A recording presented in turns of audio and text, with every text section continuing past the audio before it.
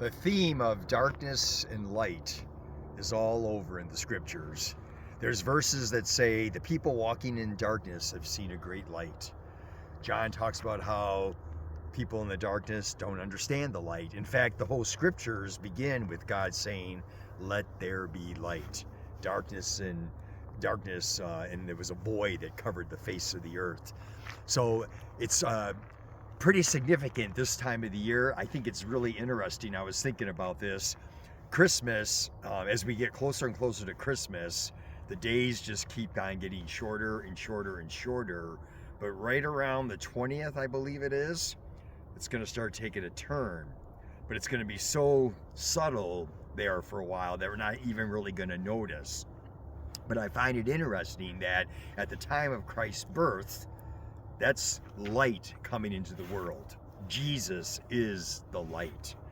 And when we get to December 25th, by that point, actually the days are going to be getting longer. We might not really notice it, but they will be getting longer. Light is piercing the darkness. I love it. That's what Christmas is all about. God coming into this dark world. I love the song by Hillsong. It's called King of Kings. I just want you to hear this first part, because darkness is something that we talk about a lot and sing about. Listen.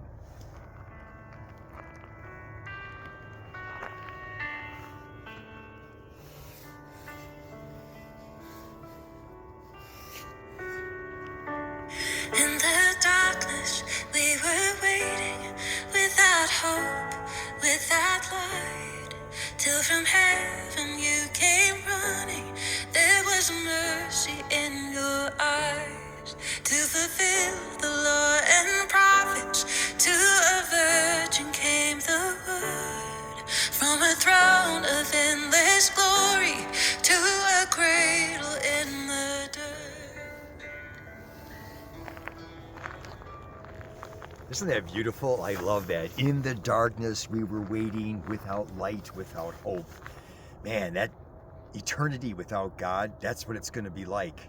Outer darkness, weeping and gnashing of teeth, never any hope again. Do you think we have a message to get out to people? I mean, there's people that are still walking in darkness, even though there's light all around them. They're in darkness. Their lives are shattered. Their lives are broken. They don't know where to turn, who to turn to. They're trying all kinds of things to fill the void and the emptiness, but yet darkness reigns in their heart. And we have been called, like the shepherds, to say, hey, let's go to Bethlehem and see this thing which has happened, which the Lord has made known unto us. The Lord has made known. You who are listening to this, you who know Jesus Christ, you have an obligation. It's a privilege, but it's also an obligation. We have been called to go and spread the good news. God doesn't care how qualified you think you are. If you know Jesus, you are qualified to share the hope that He has given you, the light that He has brought into your life.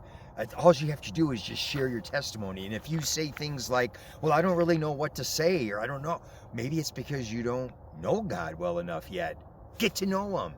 Make it a goal that you're going to be in His Word. That's how you get to know God. Be in His Word. Dive in. Ask Holy Spirit to just come into your heart and just reveal what God wants you to be able to share with the world, because there are people walking in darkness without hope, without light. I love this song because that's what God stepped into. He stepped into this mess, to a cradle rude and bare. Wow. That's what Christmas is all about. It's not about anything else. You know, we can have all the ho, ho, ho, and all the presents and little frosties and whatever, but it's really about darkness and light piercing that darkness and coming into this world to save us. You know, I want to close by sharing with you a text that I had gotten from somebody who is in ministry, and she shared this with me. She was struggling because she had to make a decision about going to a sentencing for a young man. And this young man just had gone off the wrong path. I mean, he went to youth group, and one just kind of wonders what happens as they get older. And she wrote this to me. She said, I did go to the sentencing. I did not speak. He was given 13 years. That was tough, but I understood it. The ramifications of that will change the path of his children, and for that I am heartbroken. It is a devastating cycle we hear so much about. Sad. Nothing we can do but watch it happen and pray that somehow things will change. Thanks again for checking in. Are you okay with that? I'm not. I mean, how can we just know that there's stories like that that just repeat themselves over and over and over again? What is God calling you to do? Man, you know, and my brother from New York, he shared with us a song. Kenny, what's the name of the guy again? That song, Power in the Blood. Nicky Gracious. Nicky Gracious? Nicky Gracious. Nicky Gracious. I can't even see Kenny, so I'm kind of like... So yeah, Nicky Gracious has a song, Power in the Blood.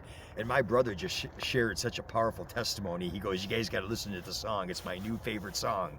I'm so thankful that he shared that, because it talked about how this guy had a rough life and how he has been saved by the power of the blood and given hope after being in prison. And that's what our ministry is all about. We're trying to bring people hope. We're trying to give them a purpose. We're trying to let them know that we are here for them. We're trying to break the cycle of darkness and sadness. We're trying to share the light.